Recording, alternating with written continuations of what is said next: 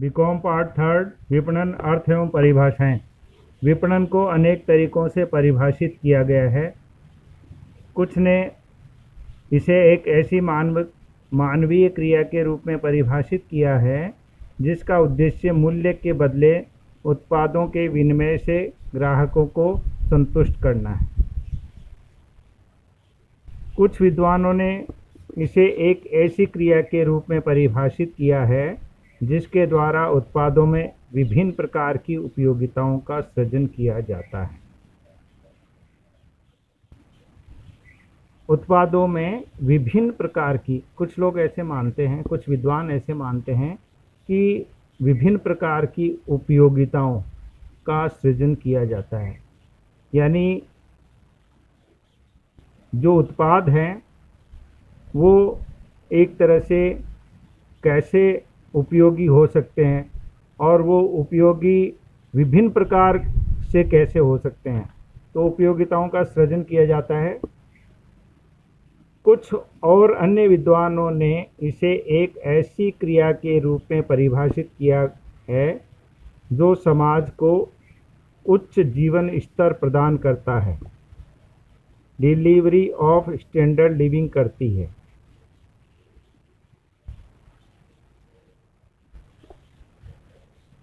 ये सभी परिभाषाएं विपणन को पूर्णतः व्यापक अर्थ प्रदान नहीं कर पाती हैं। यानी ये दोनों प्रकार की जैसे मूल्य के बदले उत्पादों को या सेवाओं को देना, ग्राहकों को संतुष्ट करना अथवा उपयोगिताओं का सृजन करना का जो विचार है वो एक व्यापक अर्थ प्रदान नहीं करता है, ये एक संकुचित अर्थ प्रदान करता है।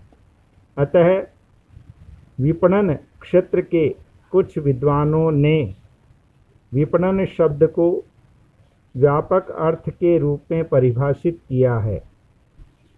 यानी वो सीमित नहीं है, व्यापक है। उनमें से कुछ परिभाषाएं निम्न प्रकार हैं।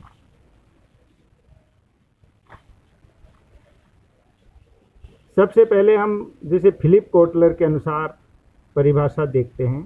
फिलिप कोटलर विपणन विषय के एक जाने माने विद्वान हैं।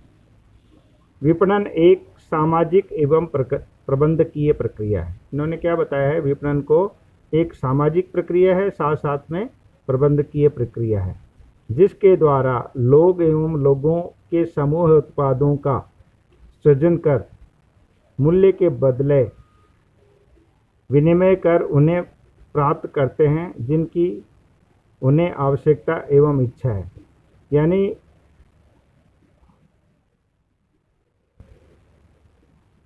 जिनको नीड है, जिनकी इच्छा है, ऐसे लोगों के समूह उत्पादों का सृजन कर, यानी ऐसे ग्रुप के लिए उत्पादों का सृजन करना यानी उत्पाद बनाना और मूल्य के बदले विनिमय कर उनको प्रदान करना, यह है क्या माना है, सामाजिक और प्रबंधकीय। इस तरह का प्रबंधन जो है फिलिप कोटलर ने माना है।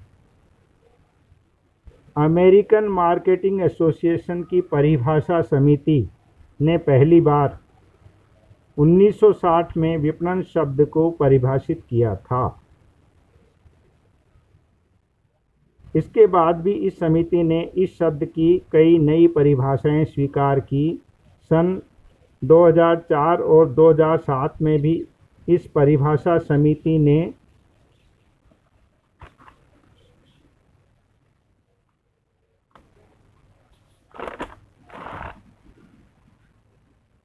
नई परिभाषा अपनाई थी जो इस प्रकार है। अमेरिकन मार्केटिंग एसोसिएशन के अनुसार विपणन एक संगठनात्मक कार्य एवं प्रक्रियाओं का समूह है जिनका उपयोग ग्राहकों के लिए उपयोगी उत्पादों के सृजन, संचारण एवं प्रदत्त करने तथा ग्राहकों संबंधों के प्रबंधन में इस प्रकार किया जाता है ताकि संगठन तथा उसके हितधारी लाभान्वित हो सकें।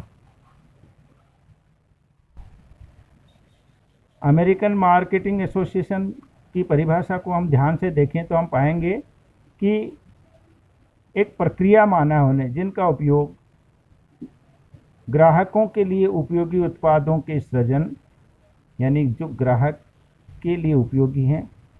ऐसे नहीं कि पहले मतलब इसमें ध्यान क्या दिया गया है, किस बात पर ध्यान दिया गया है कि जो ग्राहकों के लिए यानी उनके दृष्टिकोण से जो उपयोगी उत्पाद है उनको ही बनाना, उनका संचालन करना एवं प्रदत्त करने तथा ग्राहक संबंधों के संबंध में इस प्रकार किया जाता है ताकि संगठन तथा उसके हितधारी लाभान्वित हो सके। यानी इन्होंने सभी हितधारियों को लाभान्वित करने के हिसाब से अपना विचार रखा है। अमेरिकन मार्केटिंग एसोसिएशन ने 2007 में विपणन को पुनः परिभाषित किया, जिसके अनुसार विपणन वह क्रिया है, संस्थाओं एवं प्रक्रियाओं का समूह है जिनके ग्राहकों, सेवितों, भागीदारों तथा व्यापक समाज के लिए उपयोगी प्रस्तुतियों अर्थात उत्पादों का सृजन, संचरण, वितरण एवं विनिमय किया जाता है।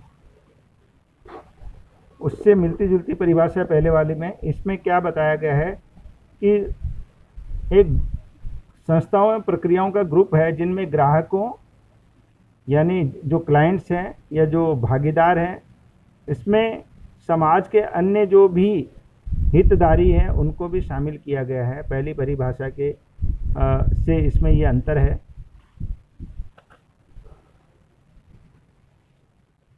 प्राइड एवं फेरल के शब्दों में विपणन माल, सेवाओं तथा विचारों के सृजन, वितरण, संवर्धन तथा मूल्य निर्धारण की ऐसी प्रक्रिया है जो गतिशील वातावरण में संतोषजनक विनिमय संबंधों के निर्माण में सहायता करती है। विपणन माल, सेवाओं तथा विचारों के सृजन। अब ये परिभाषा जो है ये बिल्कुल स्पष्ट परिभाषा है। विपणन माल यानी वस्तुएं, सेवाएं तथा विचारों के सृजन यानी आइडिया भी सेल करते हैं। वितरण यानी उनके वितरण, उनका संवर्धन तथा मूल्य निर्धारण की, इसमें प्राइसिंग को शामिल किया गया है। ऐसी प्रक्रिया है जो गतिशील वातावरण में संतोषजनक विनिमय संबंधों के निर्माण में सहायता करती है। यानी जो परिवर्तनशील वातावरण है उसमें संतोषजनक विनिमय संबंधों यानी जो विनिमय में जो संबंध हैं वो संतोषजनक बने, आपसी संबंध। अब वो जितने भी पक्षकार हैं उनके बीच में एक वातावरण ऐसा बने जो संतोष का वातावरण हो और सभी को संतुष्टि एवं विकास का अवसर मिले, उसमें ये सहायता करती है विपणन। इस प्रकार विपणन एक ऐसी सामाजिक एवं प्रबंधकीय प्रक्रिया है जो मानवीय आवश्यकताओं एवं इच्छाओं को संतुष्ट करने वाले उत्पादों के सृजन, संवर्धन, वितरण और विनिमय करने तथा संपूर्ण समाज तथा संगठनात्मक हित में ग्राहक संबंधों को चिरस्थायी बनाए रखने में योगदान करते हैं। ये जो निष्कर्ष है इसमें सभी आवश्यक बातों को सम्मिलित, विपणन की सभी आवश्यक बातों को, विशेषताओं को सम्मिलित किया गया है।